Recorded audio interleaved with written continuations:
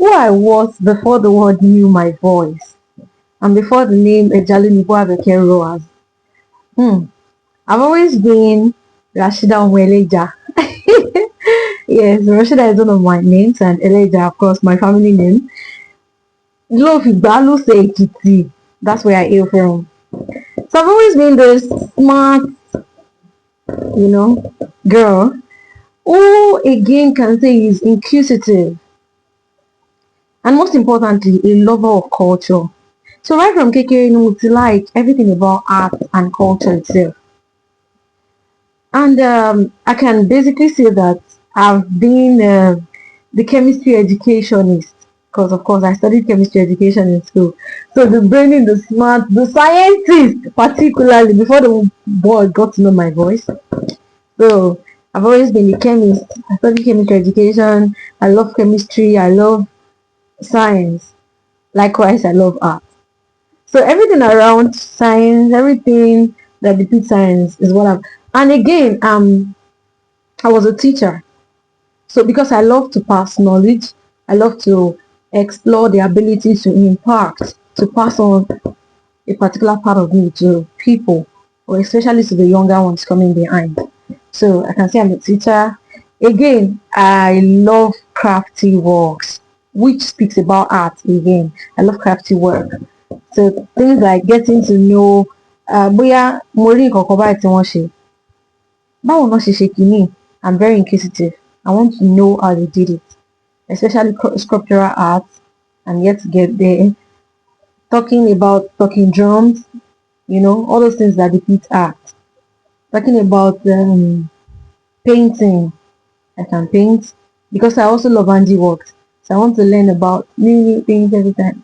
So that's what I've always been. Why chanting was already in me too, but not known, like you said. Explaining explaining what chanting means to me, I'll start by saying that as my name itself, art, Abeke, Rashidat, Tosin. So myself, I'm art. So digging into my name, digging into the art world itself, beyond culture now, I love everything about art. Talk about sculptural art, talk about painting, talk about spoken word, the visual art, and now taking it to the advanced level called TV and radio presentation is everything art that I actually love. Forget the fact that I studied chemistry in school. Everything about me that revolves around me or that I want to revolve around me is art. Now, I now decide to choose the oratory or the oral part of art for me to be able to express myself.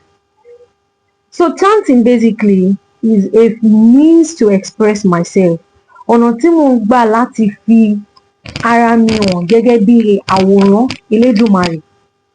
Torí tá bá sọ̀rọ̀ nípa art, ó túmọ̀ sí àwòrán Elédùmarè fúnra rẹ̀. Nítorí bẹ́ẹ̀, ọ̀nà témi gbà láti fi hàn wípé ohun aṣẹ̀dá, adẹ́ẹ̀dá ni èmi fúnra mi ní nípa ewì kíké. I can do a lot with chanting. I can do adverts with chanting. I can eulogize. That's oríkì kí máa fi hàn. Ká mú ẹni wú gẹ́gẹ́ bí ọba àbí bí ìjòyè tó bá jẹ́. Mo tún lè fi chanting. Mo tún lè fi polówó. That's advertisement. Mo tún lè fi sọ ọ̀rọ̀. Bóyá ohun tó ń lọ ní àyíká àti agbègbè wa ni. Àbí tó bá ní àkòrí kan tí mo dìídì fẹ́ sọ̀rọ̀ lé lórí. Àwọn nǹkan tí mo lè fi chanting ṣe. Ó gbà mí láyè láti fi hàn wípé ara ń bẹ nínú mi tí ò dẹ̀ ní kó mọ́ mi nínú, tí ò dẹ̀ gbọdọ̀ kó mọ́ mi nínú. Ó ní agbára kankan nínú. It carries some heavy power that when I'm deep into it, especially live performances, even any type of it, even when I'm in the studio, I've noticed over time that I close my eyes when I'm doing it. Because it's more like not from this realm. So it's just like someone is speaking it to me and saying it out and making me feel like, So it's beyond just the physical. It's about the arts. And when I'm talking about the art, I'm talking about iṣẹ́ adẹ́ẹ̀dá Elédùmarè tó dá sílé ayé. Yeah.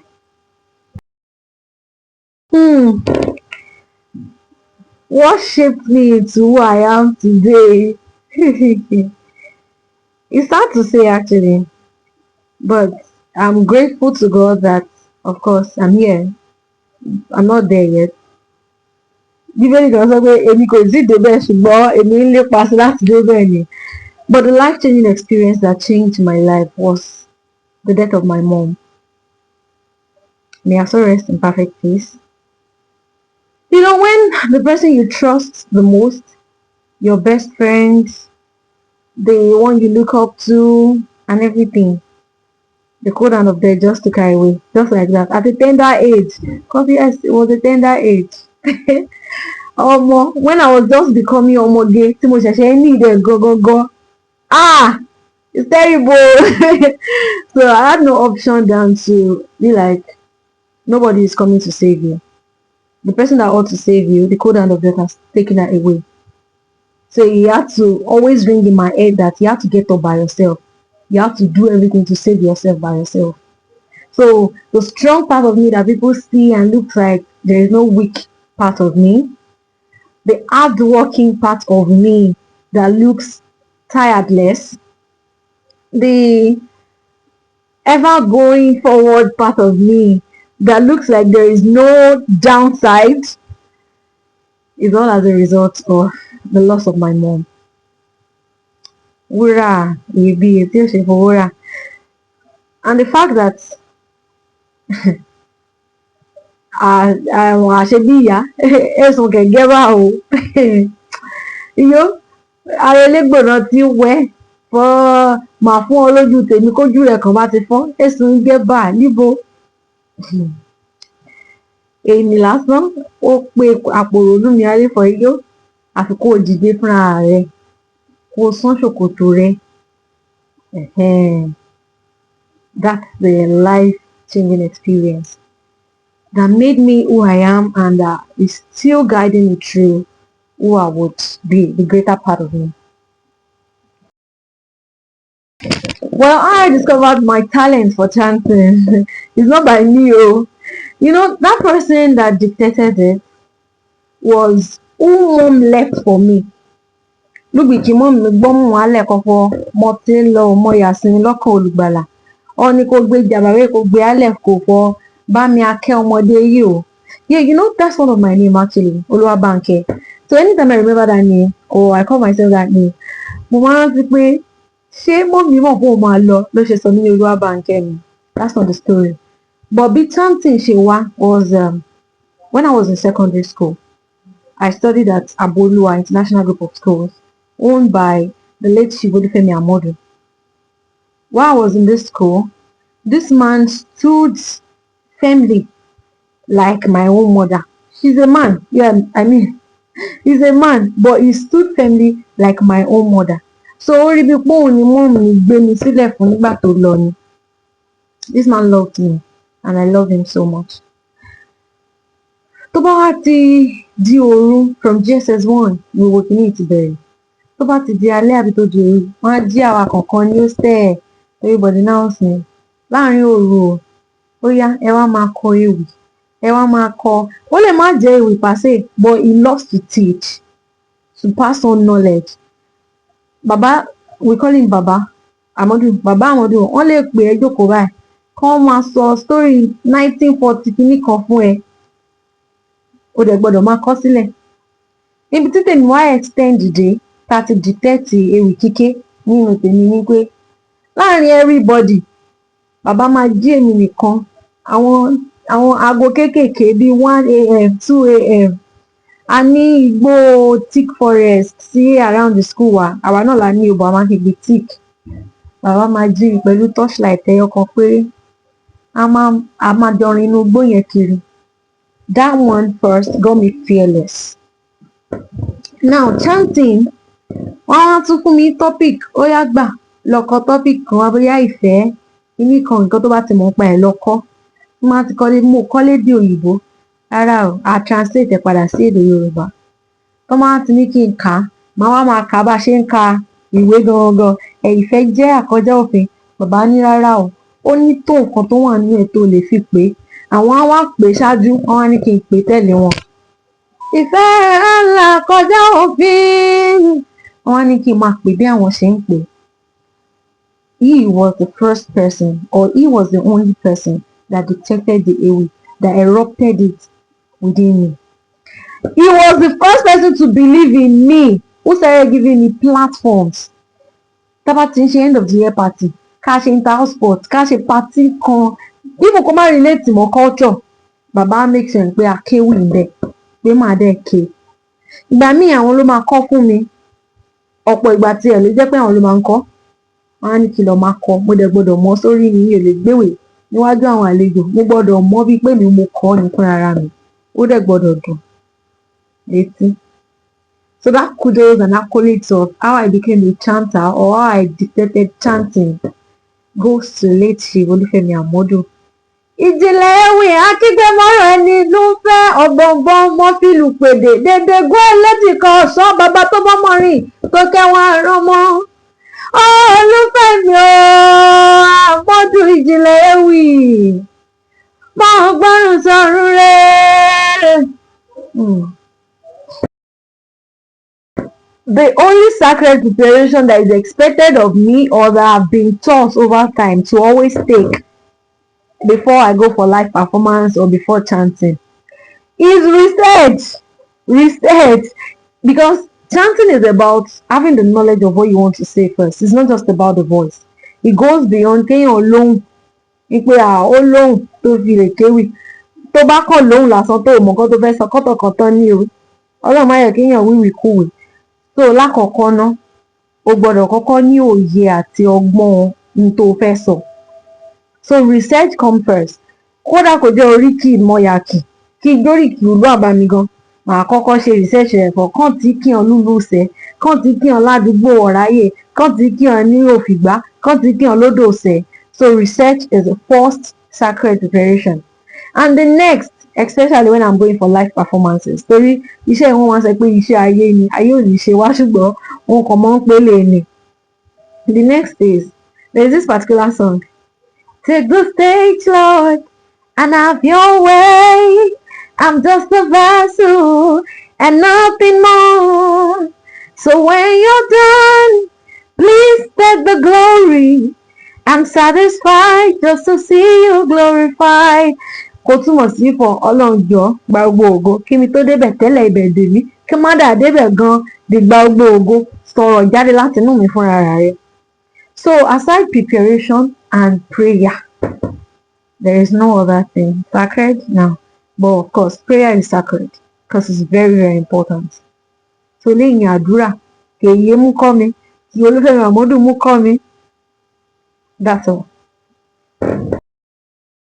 You know, the fact that we're in social media world today, it can be so, how do I put it now? It can be pressuring. Yes, that's the word. It can be pressuring. Because at some point, as strong as I can be or as strong as I can appear to be, there are some times that I'll just stay low and I'll be thinking, hey, am I doing enough? Tell the show be more thing right. Hey, it happened recently actually. And most of those times,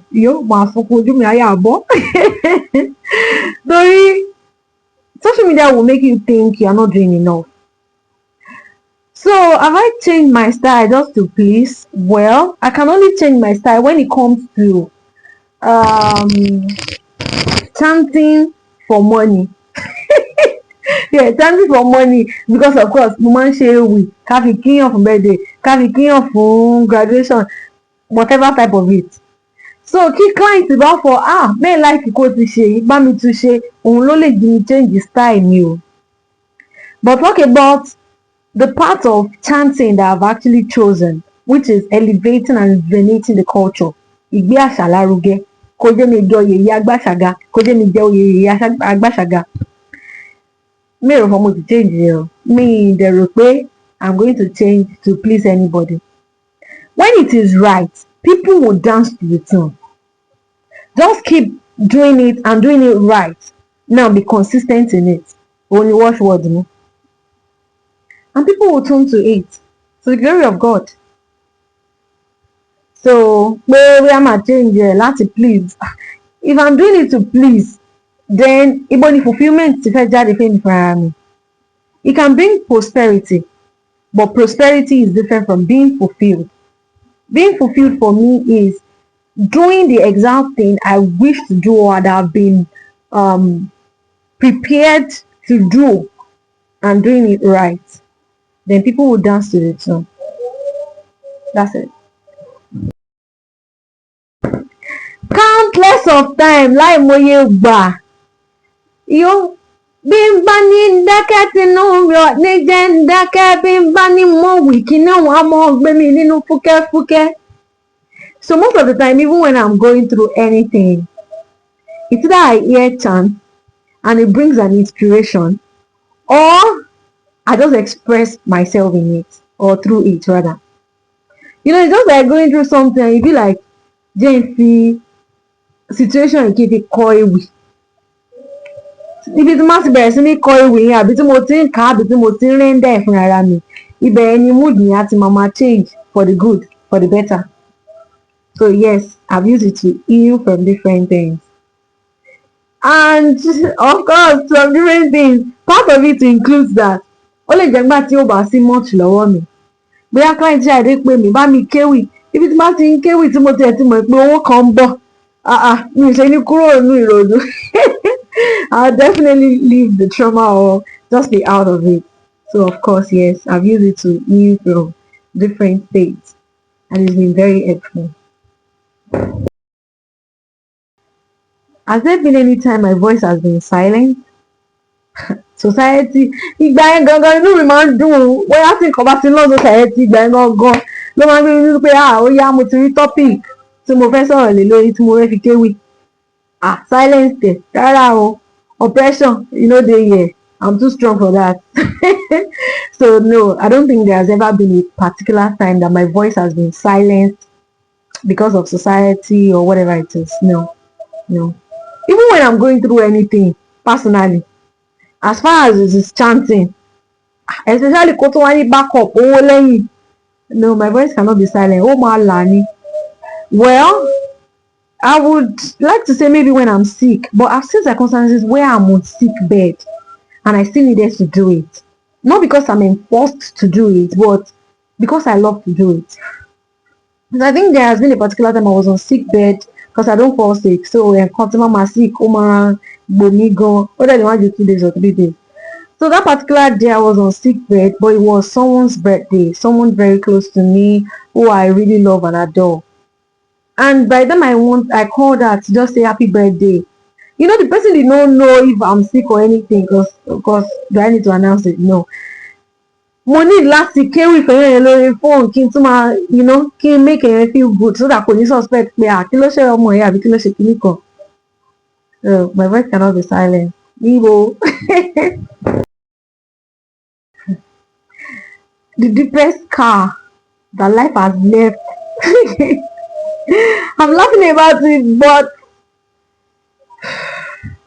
it makes me cry always. As old as I am, at this age, tí mo wà yìí, tí mo rò pé mo ti dàgbà. It's so sad to say that ìgbà yẹn gangan lẹkún yẹn ṣe ń pọ̀ sí. Yeah, and it's nothing else than the loss of my mom. Iyọ̀ mẹ́rùn kò gbò mí tó. Àbí kó yá fẹ́ worse the situation, kó yá mú bú mi. Iyọ̀ mo yá kọ́kọ́ pa fẹ̀rẹ̀ jà àbí kí kú lẹ́sẹ̀kẹsẹ̀ kó yá àwọn òkùnrin go through. Mo lè ní kó pa títí yẹ kó lè mọ bó ṣe rí lára, bọ́gbẹ́ òun ṣe rí lára. Well, mi ò break anybody lost here. I'm just saying that that's the biggest scar that life has left.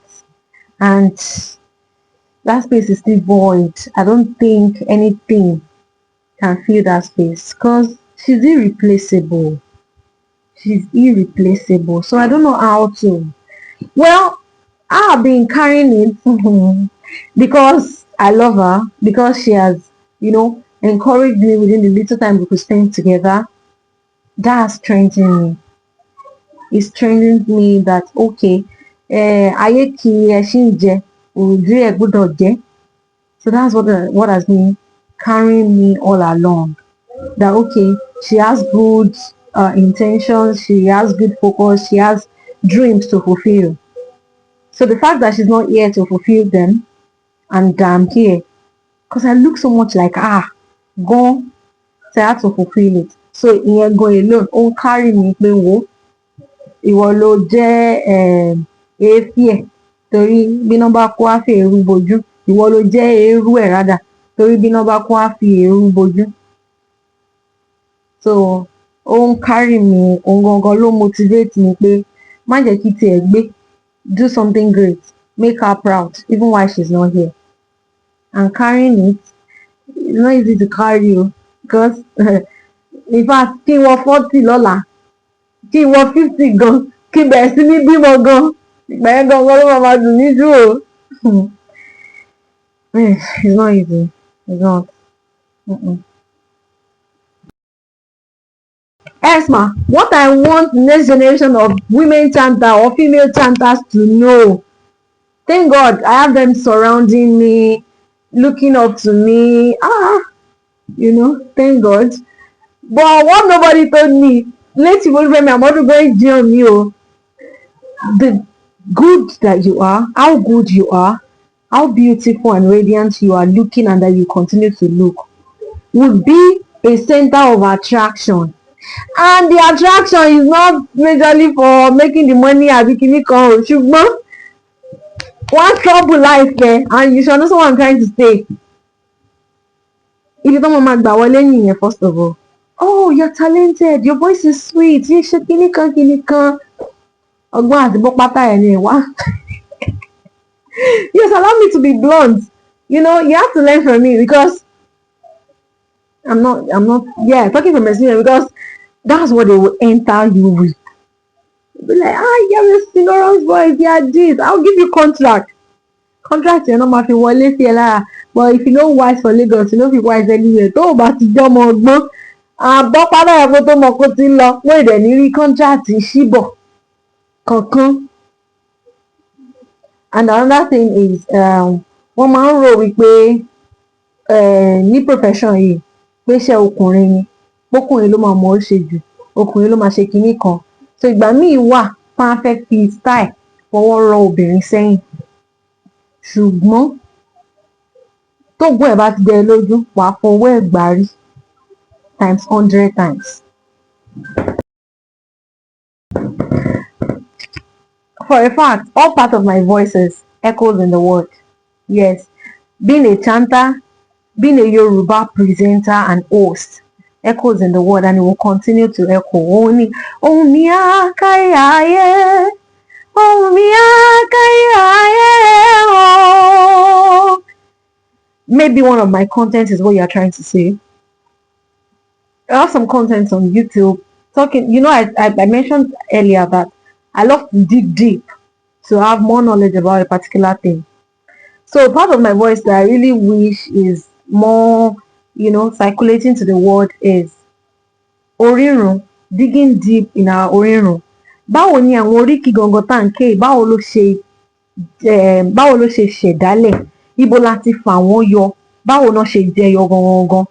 Ọmọ ilé ìgbà ọ̀rẹ́ kan jinlẹ̀, ọ̀rẹ́ kan bá ti jinlẹ̀ ló bẹ̀rẹ̀ sọ ni áyín. Báwo ni rẹ̀ ṣe jẹlẹ̀ ní òfìgbá? Ọ̀rẹ́ wo ló kọ́kọ́ jinlẹ̀? Iṣẹ́ ọni òkè yìí kẹ́ẹ̀gẹ́ kò mú òfin wọn lẹ̀ fọ́ ẹ̀yìn jẹ́. Iṣẹ́ Èkìtì ẹ̀yìn igbó kankan tó dé lu àbá mi náà pẹ̀lú bú àjẹ́. Báwo ló ṣe happen? Ṣáàjẹ́ ti gbé inú igbó tó wà lẹ́gbẹ̀ẹ́ hometown mi rí ni àbí kíní kan? So digging deep on how all those things happen, including the fact that báwo lorúkọ àwọn ìlú ṣe jẹyọ. Iṣẹ́ Èkìtì tó túmọ̀ sí àmì, kí la ṣe ká tó sọ ilẹ̀ tá a tẹ̀dó sí ká tó sọ ní Ìṣẹ̀. Adó, wọ́n máa ń gbé àwọn bẹ́ẹ̀ ni àbí kí náà ń ṣe gangan ká tó sọ ní Adó àbí Àdó lórí wọlé síbẹ̀. That part of me, I still want it to be out that, okay, I'm speaking about it. I'm creating more awareness about it. Because tábà tí mo orírun wa, tá mọ ìṣẹ̀dálẹ̀ wa, ohun gangan la lè fọwọ́ sọ̀yà wípé ọmọ Yorùbá ni mí, tá lè fọwọ́ sọ̀yà gẹ́gẹ́ bí ọmọ ọkọ. So that part of me, I really want it to be widely heard and known to the world. My life has one chance, then it will be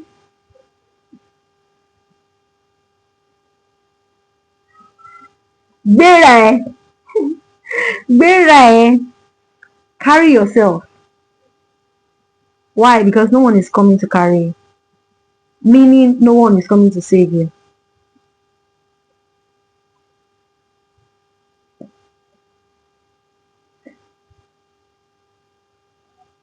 Yorùbá gan sọ wọ́n ní ọmọ tó bá ṣípá là á gbé. Tó o bá kọ́kọ́ ṣí apá, báwo láyé gan ṣe fẹ́ gbé ẹ?